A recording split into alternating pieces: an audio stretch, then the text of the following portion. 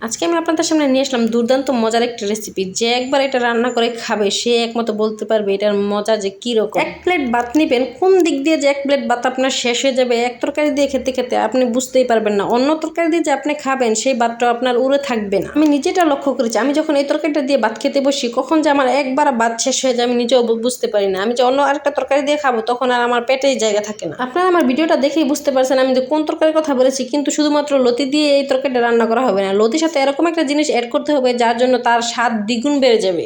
সত্যি কথা, আপনি এই তরকারিটা একদিন রান্না করে খেয়ে দেখেন, যদি আপনার এটার স্বাদ মুখে লেগে না থাকে তাহলে আমাকে পরে বলবেন যে কই আমার তো ভালো লাগেনি এই তরকারিটা। যাই হোক, চলুন এখন আমরা মূল রেসিপিতে চলে যাই। তার জন্য এই যে আমি এই লতিগুলো সুন্দর করে কেটে পরিষ্কার করে নিয়েছি শুধুমাত্র আপনাদের দেখার জন্য। আমি এই লতিটাকে কিভাবে করতে হবে সেটা আপনাকে দেখিয়ে দিব। আমার রান্না করতে যে লতিটা প্রয়োজন আমি সেটা পুরোটাই সুন্দর করে ধুয়ে পরিষ্কার করে রেখেছি আপনাদের দেখানোর জন্য। এই যে একটা লতি আমি সুন্দর অর্ধেক রেখেছি, এই যে দেখেন আপনারা এইভাবে সুন্দর করে লতিটাকে কুটে নেবেন, কুটে একটা একটা করে কুটে নেবেন। ভিডিওতে যেভাবে দেখতেছেন সেইভাবে লতিটাকে আগে সুন্দর করে কুটে ধুয়ে পরিষ্কার করে নিতে হবে। আমি আমার ওই লতিগুলো সুন্দর করে কুটে ধুয়ে পরিষ্কার করে নিয়েছি। এখন এটা করতেছি, এটাও আমি একটু পরে ধুয়ে পরিষ্কার করে নেব। এই যে দেখতে পাচ্ছেন এই লতিটা আমার কোটা শেষে যে আমি ধুয়ে পরিষ্কার করে নিয়ে আসলাম। এখন আমি এগুলোর সাথে এটা মিশিয়ে দিব। এই লতিটা রান্না করতে যা যা প্রয়োজন হবে আমি আপনাদেরকে তা ভিডিওতে দেখিয়ে দিচ্ছি। এই লতিটা রান্না করতে বেশি কোনো উপকরণ প্রয়োজন নেই, শুধুমাত্র পেঁয়াজ। এই কাঁচামাছটা কিন্তু লাগবে না, আমি অন্য তরকারির জন্য কাঁচামাছটা কেটেছিলাম তাই পেঁয়াজের সাথে এই কাঁচামাছটা রয়েছে। শুধুমাত্র লাগবে পেঁয়াজ আর এই যে দেখতে পাচ্ছেন শুটকি, এটাই হচ্ছে মেন জিনিস। এই শুটকি দিয়েই এই লতিটাকে রান্না করতে হবে। তার জন্য আমি এই শুটকিগুলোকে সুন্দর করে ধুয়ে পরিষ্কার করে নিয়েছি। এগুলোর আঁশগুলো সুন্দর করে তুলে তুলে তুলে তুলে তারপরে ধুয়ে নিতে হবে। এই শুটকিগুলো কিন্তু বেশি দিতে হয় না, রান্না করতে গেলে খুব বেশি লাগে না। এই শুটকির মধ্যে প্রচুর পরিমাণ গ্রান আছে। আপনারা শুটকির যে পলিটিনে থাকে সেই পলিটিনটা খুললেই বুঝতে পারবেন এই শুটকির মধ্যে কতটা গ্রান থাকে। বেশি পরিমাণ দিলে কিন্তু লতি মজার বদলে তিতো হয়ে যাবে।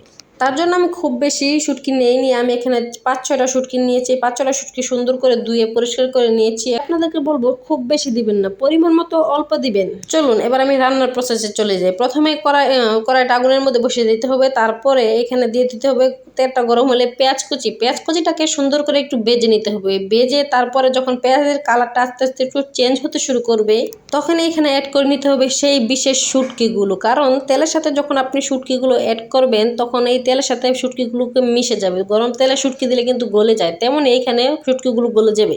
শুটকি আর পেঁয়াজটাকে আমি সুন্দর করে বেজে নেব। বেজে তারপর পেঁয়াজ আর শুটকি কালারটা যখন একটু বাদামি কালার হবে তখন আমি এখানে অ্যাড করে দেবো একটু পানি। কারণ আমি এখানে মশলা অ্যাড করবো, আর মশলা অ্যাড করতে গেলে যখন একটু পানি অ্যাড না করা হয় তাহলে মশলাগুলো পুড়ে যাওয়ার সম্ভাবনা থাকে। তার জন্য এখানে আমি আগে পানি অ্যাড করে নেবো। পানিটা অ্যাড করে তারপর আমি এখানে দিয়ে নেবো অন্য সব মশলাগুলো, যেমন ধরেন হলুদ, মরিচ আর ধনিয়া গুঁড়ো। এখানে রান্না করতে কিন্তু বেশি কোনো উপকরণ প্রয়োজন হয় না, খুব অল্প উপকরণ দিয়ে এই রান্নাটা শেষ হয়ে যায়। এখন আমি এই মশলাটাকে সুন্দর করে কষিয়ে নেব। মশলা থেকে যতক্ষণ পর্যন্ত না তেল বের হবে ততক্ষণ পর্যন্ত আমি মশলাটাকে সুন্দর করে কষিয়ে নেড়ে নেড়ে নিব, যাতে কড়াইয়ের সাথে মশলাটা না লেগে যায়। যদিও এই কড়াতে মশলা লাগে না, তারপর আমরা নেড়ে নেড়ে নিব।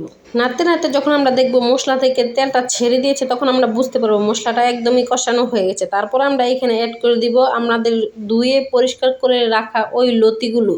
এই যে ভিডিওতে দেখতে পাচ্ছেন আমি লতিগুলো কড়াইতে ঢেলে দিচ্ছি। লতিগুলো সুন্দর করে আমি কড়াইতে ঢেলে নেব। ঢেলে তারপরে এই মশলার সাথে সুন্দর করে লতিগুলোকে নেড়ে চেড়ে আমি মিশিয়ে নেব। লতিটা যেন মশলার সাথে একদমই মিশে যায়। ভিডিওটা লক্ষ্য করলে নিশ্চয়ই দেখতেই পাচ্ছেন আমি কিন্তু এখানে রান্নার মধ্যে কোনো লবণ ব্যবহার করিনি। এখন আমাকে লবণটা ব্যবহার করতে হবে, কারণ আমি লবণের কথা ভুলেই গিয়েছিলাম। এখন আমার মনে পড়ছে, তাই এখন আমি এই লবণটা আমি এখানে অ্যাড করে দিব।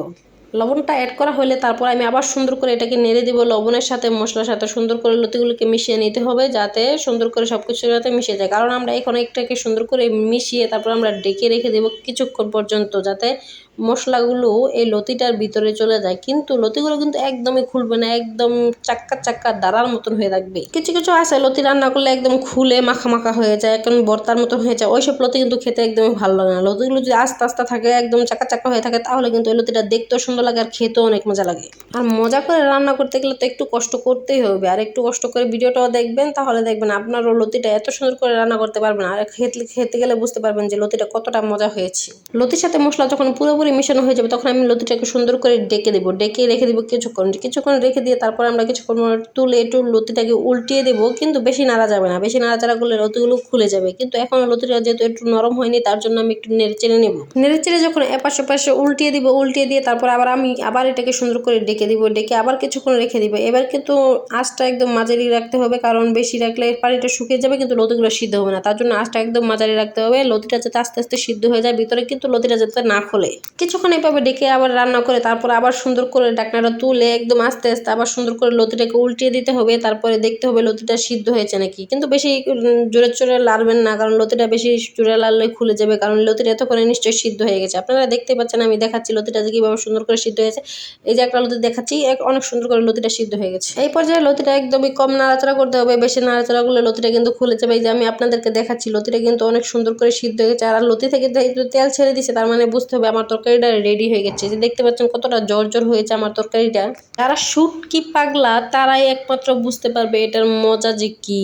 লতিটা যদি আপনি ভাতের মধ্যে নিয়ে খান তাহলে যে আপনার মুখে যে স্বাদটা থাকবে, এই স্বাদটার জন্য আপনার মুখে লেগেই থাকবে, আপনার মনে যাবে বারবার এই লতি দিয়ে আমি ভাত খেয়ে নেই। দেখতেই পাচ্ছেন লতির তরকারিটা কতটা লোভনীয় হয়েছে। লতির তরকারিটা দেখে যেন মনে হচ্ছে আমি আবার এক প্লেট ভাত খেয়ে নিই এই লতির তরকারি নিয়ে, কিন্তু এইখান থেকে তো লতির তরকারি আমি নিতে পারবো না, কারণ আমি আগে যে খেয়েছিলাম সেই স্বাদটা আমার মুখে এখনই লেগে আছে।